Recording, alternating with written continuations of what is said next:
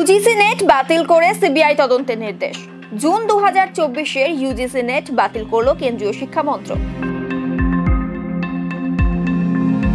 NEET নিয়ে তোলপাড়ের মধ্যেই UGC net বাতিল করা হলো। 18 জুন ইউজিসি নেট পরীক্ষা নিয়েছিল এনটিএ বা ন্যাশনাল টেস্টিং এজেন্সি ইউজিসি। 2 শিফটে পরীক্ষা হয়েছিল।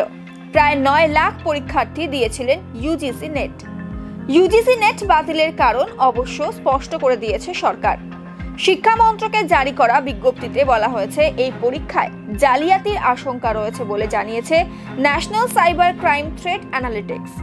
সূত্রের খবর, শিক্ষা মন্ত্রক জানিয়েছে ওই পরীক্ষায় একাধিক অনিয়ম হয়েছিল বলে তাদের কাছে খবর এসেছে। সেই কারণেই বাতিলের সিদ্ধান্ত নেওয়া হয়েছে।